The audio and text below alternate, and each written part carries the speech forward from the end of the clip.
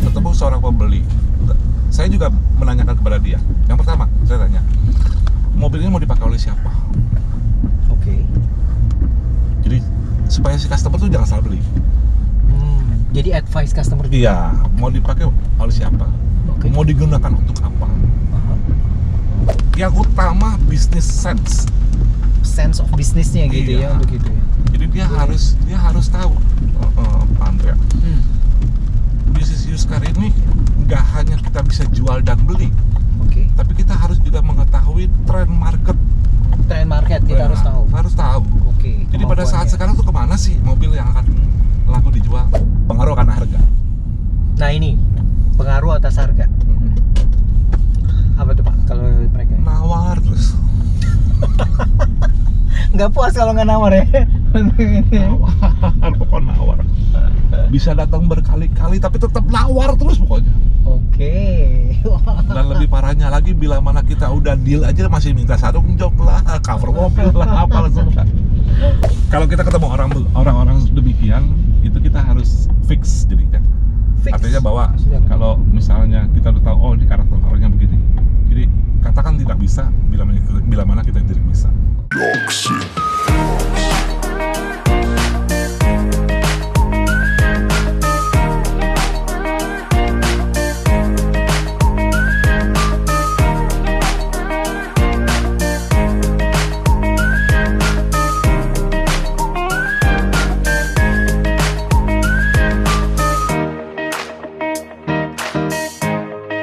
Teman-teman, kita jumpa lagi dengan CEO Talk. Kali ini kita bersama dengan pakar otomotif dan juga leaders di otomotif, khususnya praktisi dari mobil bekas. Kita akan kupas tuntas bagaimana kunci sukses dan tips-tips sukses dalam menjalani bisnis mobil bekas sebagai seorang praktisi dealer ataupun dari sales mobil bekas ya, untuk mendapatkan inspirasi. Saya perkenalkan Pak Leovan. Selamat siang Pak Leovan. Ya, siang. Halo Siang, semuanya. Pak. Mantap. Pak Leovan, boleh cerita dong kira-kira perjalanan karir dari Pak Leovan dan juga sampai memiliki bisnis dealer ataupun otomotif mobil bekas ini Pak Leovan. Oke. Boleh kan, ya? Jadi gini, sebelumnya tuh dulu itu sebelum saya bekerja di Astra, itu saya itu sempat jualan mobil bekas. Itu masih tahun 1980-an lah. Wow. Jadi 1-2 unit. Nah terus itu kita lihat ada lowongan di Astra, kita masuk dong, ya kan? Kita coba usaha kerja di Astra, dan kebetulan diterima di ATU 2000. Nah pada saat saya di ATU 2000, ternyata tuh ada yang namanya divisi used car. Dan karena saya backgroundnya saya isi form itu, saya pernah main used car, langsung dipindahin, jadi ditawarin, lu mau nggak pindah ke used car? Oh mau banget. Kenapa tuh Pak mau banget Pak? Ya karena used car itu kan lebih dinamis, nggak kaku kan, ya kan. Dia tuh benar-benar bisnis. Jadi kita itu benar-benar jadi entrepreneur di used car. Entrepreneur ya? Betul, karena kita kan yang beli yang jual kan. Kita yang menentukan harga beli, kita yang menentukan harga jual. Jadi dari sana saya bilang pindah ikut ke Astra Used Car. Nah terus udah itu ya dengan sekuat tenaga lah kita mencari prestasi di sana. Nah, lama-lama dapat jabatan,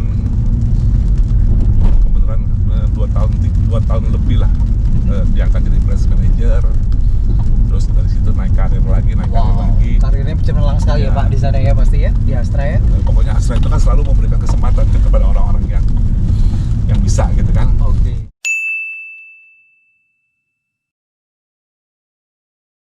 Nah hebatnya Astra di sana. Nah terus itu setelah kita bekerja, saya juga punya pikiran bahwa kayaknya jangan sampai pensiun deh kalau bekerja gitu kan.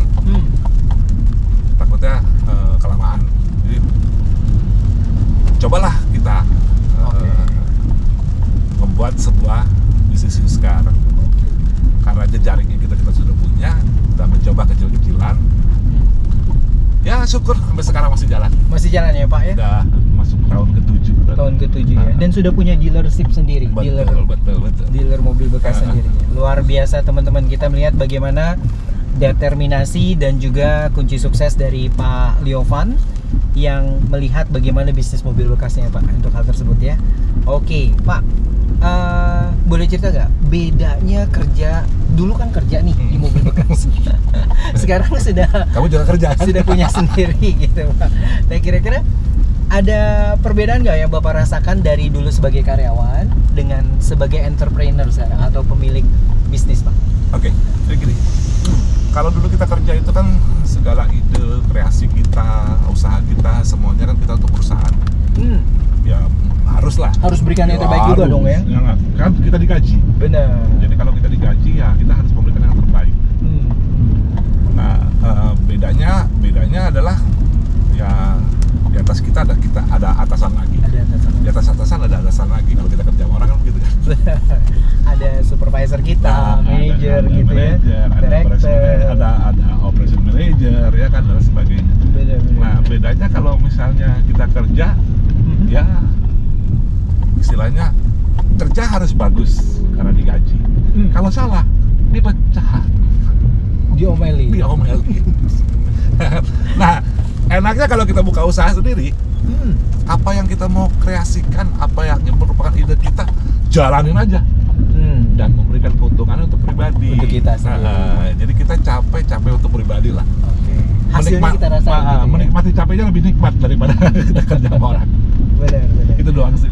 Tapi ada modal dasar nggak Pak bagi seorang entrepreneur misalnya? Kalau kita kan kerja, apakah kerja itu justru menjadi suatu modal juga bagi kita seorang untuk nanti kita buka usaha sendiri?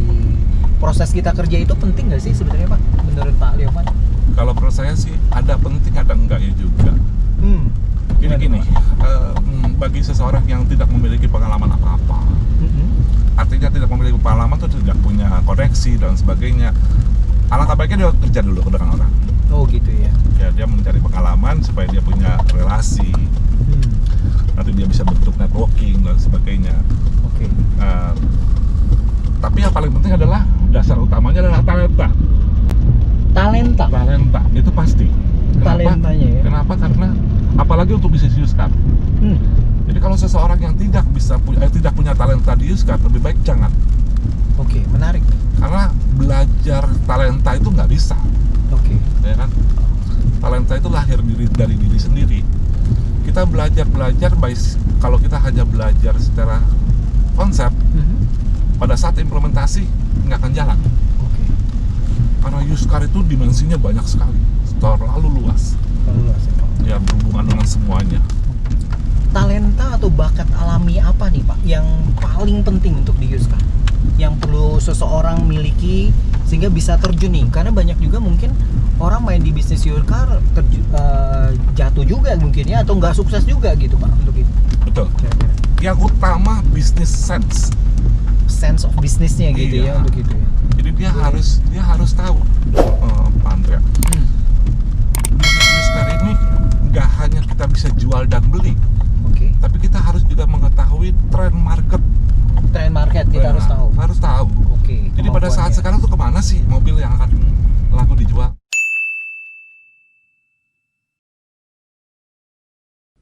Contohnya, saat sekarang ini kan semua orang mengarah kepada SUV kan? Benar. Ya kan? Sedan small orang nggak begitu suka. Oke. Semua lari ke SUV. Nah, pada saat sekarang bila mana kita kita nggak punya bisnis tersebut. Semua sedan small kita beli semua. Orang-orang jualan kok kita nggak jualan? Kan? Oke. Kenapa sih lo orang laku kok gua nggak laku? Ya mobil sedan small semua. Jadi pertama bisnis sense Pak. Iya. Bisnis sense untuk kita bisa mengetahui kondisi market juga. Iya. Perkembangan pasar juga ya Pak Liovan ya. Nah, makanya yang saya bilang tadi ya, bahwa dimensi daripada used car itu luas sekali. Satu tren market. Oke. Terus begitu harus mengerti kondisi mobil. Kondisi mobil juga Iya. harus pelajari juga ya. Harus pelajari kondisi mobil. Terus itu harus tahu dokumen kendaraan.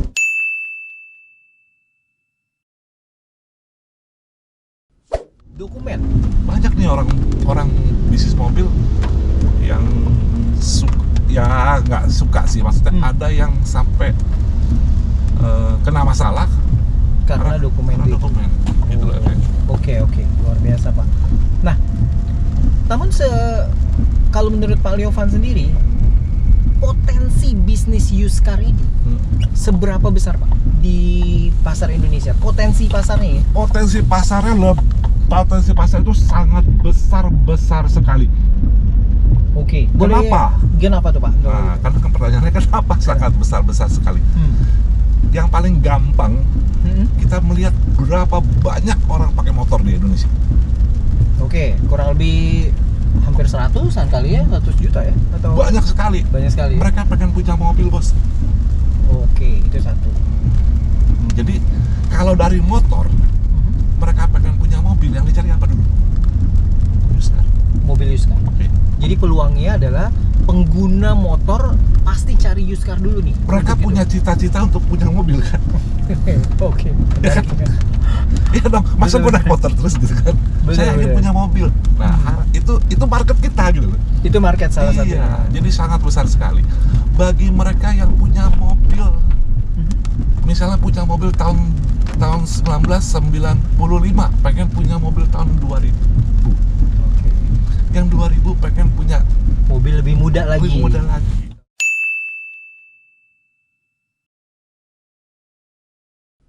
Jadi peluangnya sangat Itu besar. sangat besar sekali. Kalau secara nilai unit jualan potensi di used car setahun kira-kira berapa Pak Liovan berdasarkan pengamatan Bapak?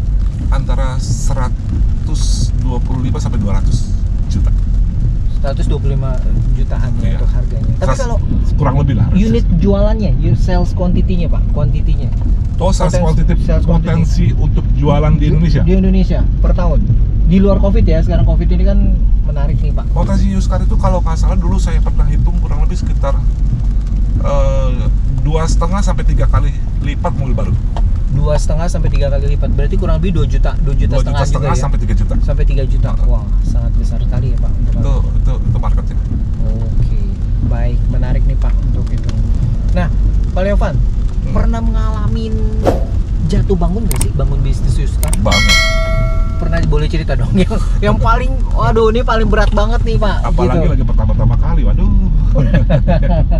Apa tuh Pak yang membuat, kalau berdasarkan, nah sekarang kita mau belajar juga berdasarkan misalnya kegagalan atau mungkin hal-hal yang kita bisa sharing juga, ini harus diperhatikan. Pernah nggak Pak merasakan dukanya gitu? Hal nggak manisnya terus dong untuk bisnis itu Pak, pasti. Apalagi saat sekarang udah tinggal dukanya aja udah. Sekarang ini ya, di masa yang menantang ini ya Pak untuk itu ya. Jadi gini, mobil bekas itu kan fluktuatif. Namanya kan mobil bekas kan. Benar. Harganya itu sangat fluktuatif sekali. Nah, jadi dukanya tuh gimana? Dukanya pada mana kita membeli mobil, harganya sudah kita bela-belain untuk kita bisa mendapatkan unit tersebut. Oke. Kita jangan hitung 1-2 unit ya, tapi kan beberapa unit. Oke. Nah, pada saat itu market lagi drop. Market lagi drop. Nah, jadi harapan kita untuk kepada mobil-mobil yang kita bisa dapat profit lumayan Besar. akhirannya bisa jadi kita minus. Oh, oke. Nah, itu dia yang tadi yang saya bilang bahwa marketnya harus kita tahu kemana gitu. Arahnya ya, arahnya. Nah, tapi yang namanya kita dagang itu kan semua kan gambling kan. Iya. Nggak semuanya selalu sukses. Nggak semua selalu sukses. Jadi ya satu itu. Kedua, bila mana mobil yang kita jual susah sekali, 1 unit ini atau 2 unit ini. Terus ada orang pembeli mobil, udah berapa kali beli, tapi belinya secara kredit. Oke. Tapi dari pihak kredit ditolak. Ditolak sama leasing. Ditolak oleh pihak leasing. Aduh, elah kayaknya gimana gitu kan. Nah, sukanya gimana? Sukanya sering sekali kita begini. Mobil kita belum sampai aja udah ditawar orang. Baru informasi itu doang. menarik nih. Nah, itu dia. Kita beli mobil, kita kasih tahu orang, gue baru dapat mobil ini. Oh iya dah, gue bayar sekian dah. Udah untung gitu kan. Itu sukacitanya ya Pak, sukanya dalam bisnis mobil bekas. Betul. Jadi ya dinamis lah. Dinamis lah untuk menarik hal ini.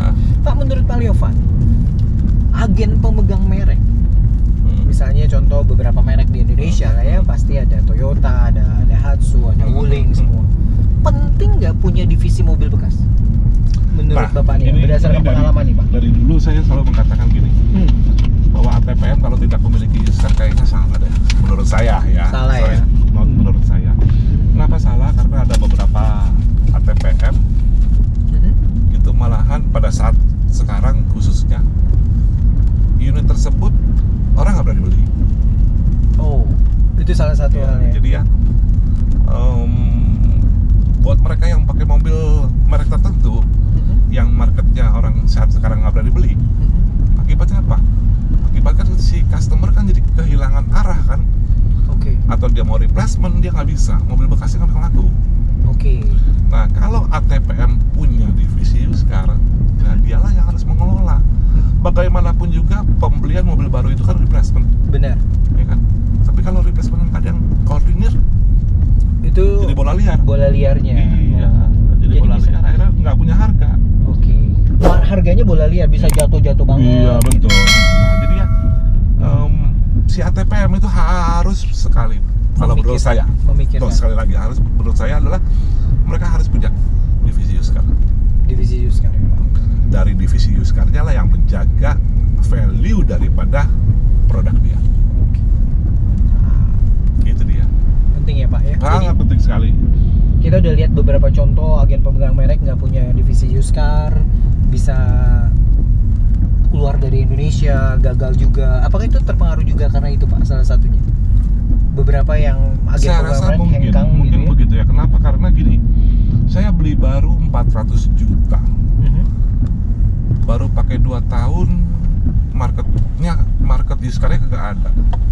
Akhirnya jual juga lama, susah. Ya akhirnya asal jual aja. Oke. Tinggal separuh, baru pakai 2 tahun. Oke. Nah, untuk selanjutnya dia memikirkan lagi dong untuk dia membeli produk tersebut kan. Pasti. Saya pakai 2 tahun hilang 50%.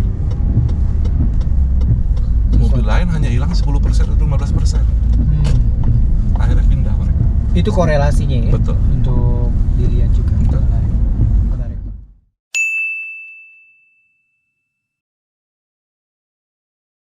Sekarang gini Pak, bagi pemain mobil bekas nih, pemain mobil bekas, khususnya sales mobil bekas atau dealer mobil bekas gitu Pak, untuk yang ada, mereka secara proses jualan mobil bekas misalnya, apa yang harus mereka perhatikan paling utama? Apakah dapetin mobilnya, dapetin barangnya, atau cara jualnya Pak? Yang mana lebih? Yang paling penting nomor 1 itu adalah beli mobil. Jadi artinya beli mobil itu adalah stok. Stoknya ya? Kita bisnis mobil bekas kalau nggak punya stok mau bisnis apa? Oh, oke. Saya jual biskuit, saya harus punya biskuitnya dulu kan. Benar. Sama juga dengan mobil. Oke. Kalau saya punya showroom tapi saya nggak beli mobil, showroomnya kok mau jual apa? Nah, jadi yang utama adalah stok. Stoknya. Key suksesnya di stok. Oke, menarik. Jadi semakin banyak stok, semakin banyak varian, alternatif semakin jualan semakin tinggi.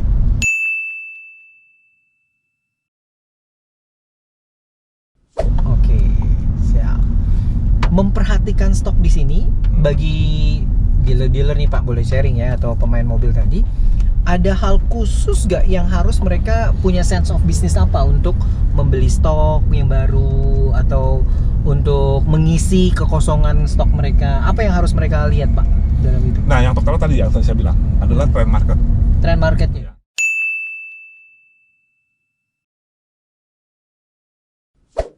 Contohnya saat sekarang, saya bicara saat sekarang, 2020. Oke. Artinya bahwa SUV yang paling laris terjual. Trend marketnya Ya. SUV. Nah, dari SUV, begitu banyak SUV, itu yang utama, yang pertama. Terus yang kedua, dia juga harus mengetahui warna itu berpengaruh juga.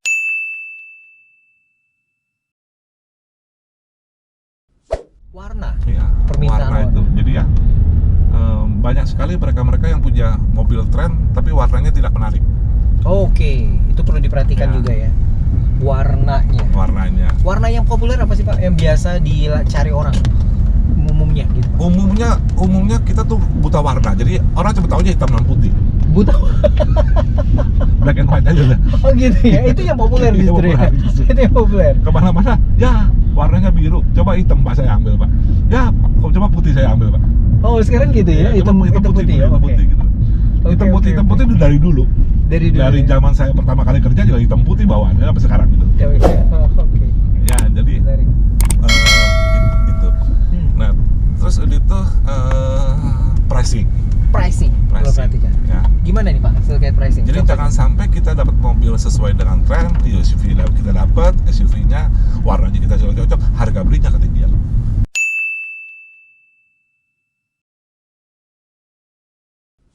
Harga beli kita. Harga beli kita. Akibatnya orang lain jual, kita jual harga lebih tinggi lagi kan? Oke. Nggak laku-laku. Mengetahui itu ada tipsnya nggak? Mengetahui market price gitu Pak, biar kita tahu. Atau di Indonesia Sebenarnya sebenarnya nggak ada? sekarang sih sudah sangat mudah. Sangat mudah kenapa? Karena kan media-media online gitu kan ya. sudah pasang harga semuanya kan. Ya so far kurang lebihnya kita bisa tahu. Bisa lihat itu ya. Iya. Jadi dulu sih buta, sekarang udah jelas semuanya. Semua ya.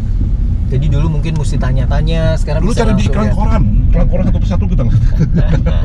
Oh yang harga ini Konvensional berapa? banget sama Harga ini. Oke. Nah, ada lagi Pak, selain tadi sense of business, terus juga pemilihan produk dan harga, ada lagi nggak nih yang kita perlu tahu nih Pak? Lokasi. Lokasi. Apa tuh Pak? Maksudnya gimana lokasi? Jadi gini, lokasi kita itu jangan sampai di tempat yang benar-benar jauh, terlalu jauh dari apa namanya dari Customer, calon pelanggan. Ya, calon pelanggan. Terus itu jangan juga masuk sampai ke dalam-dalam gitu loh. Ini lokasi dealer maksudnya? Lokasi dealer. Oh, Kan kita kan mau bisnis kan gitu kan. Aha. Kalau terlalu dalam sekali, terlalu jauh sekali, jauh dari keramaian dan sebagainya, karakter orang beli mobil di Jakarta lah khususnya agak Oke. aneh. Yang saya pernah bilang sama siapa gitu ya, bahwa orang Kelapa Gading itu nggak akan beli mobil di Tangerang. Oh gitu. Itu Orang Depok tuh nggak akan beli mobil ke Jakarta Utara. Oh gitu ya pengamatan Bapak ya. Jadi lokasi ini menentukan juga. Lokasi ya. Iya. Oh menarik. Nah yang berikutnya adalah yang terakhir adalah modal. Capitalnya Iya. harus besar nggak bisnis mobil bekas? Harus. Kenapa? Karena kalau Anda nggak besar, yang bukan berarti bahwa yang kecil nggak hidup ya. Jadi gini, tadi kan saya sudah mengatakan bahwa semakin banyak varian stok, alternatif penjualan akan semakin lebih tinggi. Oke.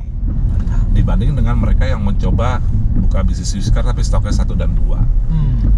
Kalaupun dia bisa turnovernya tinggi, tapi akhirnya profitability yang dibuang, Oke.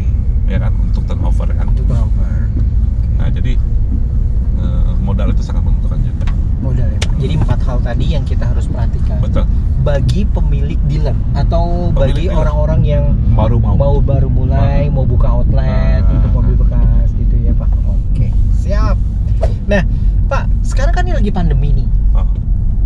Bisnis mobil bekas menurut Bapak yang di pandemi ini lagi ningkat, ada peluang lebih besar atau justru dibanding mobil baru ya lebih buruk gitu karena pandemi ini mobil bekas? Gimana Pak perbandingannya kalau menurut Pak Leovan? Kalau saya rasa sih gini, yang pertama di tahun 2020 ya, kan pandemi ini kan dimulai dari bulan Maret. Bener, di Indonesia Maret ya. Jadi saya rasa sih ada mendadak di bulan Agustus, mulai dari Agustus, September, Oktober membaik dibanding dengan sebelumnya. Kalau menurut saya ada penundaan pembelian. Penundaan pembelian. Jadi pada saat bulan Maret itu mereka yang ingin beli mobil akhirnya ketunda. Kenapa? Karena pandemi. Terus mereka dapat informasi bahwa harga mobil terkoreksi turun. Benar. Mereka nunda lagi. Terus itu ada informasi yang nggak jelas juga itu, yang namanya pajak 0%. Pajak 0%. Itu berpengaruh juga ya Pak? Sangat berpengaruh. Nah, akhirnya ketunda lagi. Tapi setelah harga mobil bekas dengan penurunan sudah mulai stabil dengan harga yang sudah turun. Oke. Terus itu laporan pemerintah bahwa 0% itu adalah tidak terjadi. Nah, mulai ada peningkatan penjualan. Oh. Siap. Nah, itu untuk tahun 2020 saat ini.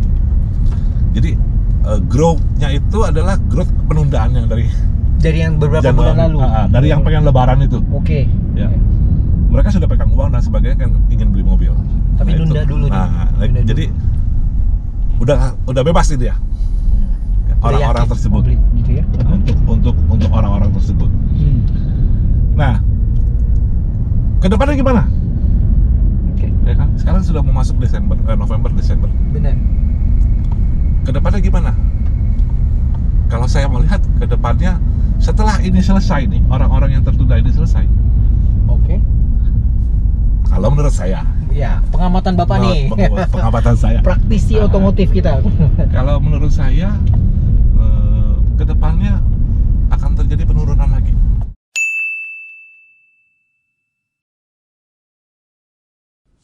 Masih terjadi penurunan lagi. Oke. Kenapa? Karena pada saat memasuki bulan November ini udah mulai kelihatan gejala-gejala akan penurunan. Kenapa? Contohnya, Pak? Karena pemerintah itu kan pertama membuat polisi restrukturisasi. Oke. Ya kan? Restrukturisasi Dalam pinjaman itu kan. Oke. Restrukturisasi utang, pinjaman dan gitu sebagainya. ya. Nah, ternyata data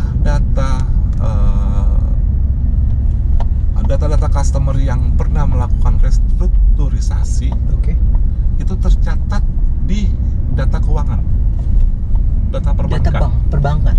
Yang minta restrukturisasi tercatat. Itu dia. Oh, ini ada satu pengamatan yang luar biasa ya. Oke. Dicatat di sana, dan lebih parahnya lagi, misalnya anaknya itu beli motor. Oke. Beli motor, angsurannya dia minta restrukturisasi dan disetujui. Ya.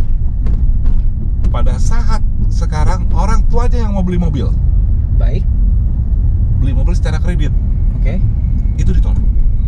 Oh, ada mekanisme seperti itu. Iya. Ada. Karena dalam satu keluarga ada nama anaknya yang pernah mengajukan restruktur. Jadi bank ataupun lembaga peminjaman akan menolak atau bisa menjadi resiko itu ya, Pak? Betul. Oke. Jadi orang tuanya mau beli mobil, loh kok saya ditolak? Iya, karena ada nama ini dalam kartu keluarga Bapak yang restrukturisasi. yang mengajukan restrukturisasi. Nah, kebayang nggak oleh kita bahwa berapa banyak di tahun 2020 ini yang mengajukan restrukturisasi? Pelanggan itu. Terus Ini berlaku juga kepada mobil bekas juga pasti. Ini mobil bekas justru. Wow. Dan itu semua itu berlaku kepada dalam satu kartu keluarga.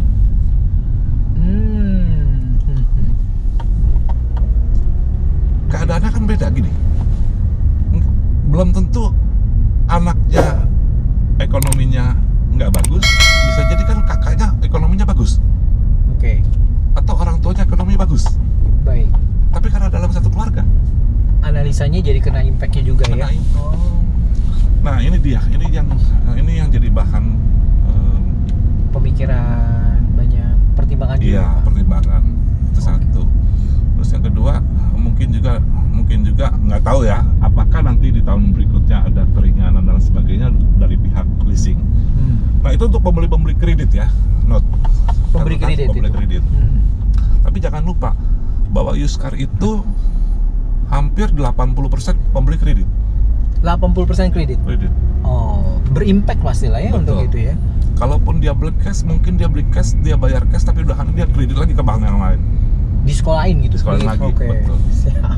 Nah, kalau kondisi begini, kalau tidak ada perubahan policy dari atas, waduh, agak akan berat nih ya. Apa untuk tahun depan gitu kan. Tapi itu tantangan ke depan dari pakar otomotif kita yang melihatnya, teman-teman. Jadi ini suatu informasi yang luar biasa ya bagi kita, teman-teman. yang diberikan oleh Pak Liovan untuk kita bisa melihat bagaimana bisnis used car. Menarik Pak. Wah, ini kita sudah mendapatkan teman-teman dari pakar mobil bekas yang sudah berkecimpung di mobil bekas dan praktisi yang lebih dari 30 tahun Pak.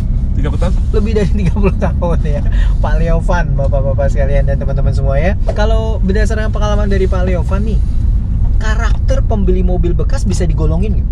Bisa. Bisa ada kelompok-kelompoknya nggak yang pernah kita ketahui nih Pak? Kira-kira? Ada 3 kelompok. Ada 3 kelompok Pak. Minded itu gimana maksudnya? Pak Leo ada mobil Toyota ini nggak? Misalnya. Oh. Wah enggak, saya nawarin Honda, saya nawarin Daihatsu, saya nawarin yang lain. Dia nggak maunya Toyota. Ada kayak gitu ya? Ada. Nggak bisa diganggu-ganggu. Cari ke dealer. Iya, karena semuanya pembeli dealer yang dealer tersebut itu akan menjual kembali kepada dealernya. Kalaupun dia bukan dibeli oleh dealernya, tapi dia akan menghubungi sales yang pertama dia beli. Saya beli Toyota, saya pakai 2 tahun, kartu namanya masih ada. Kamu bisa gak jualin mobil saya? Oh, gitu ya.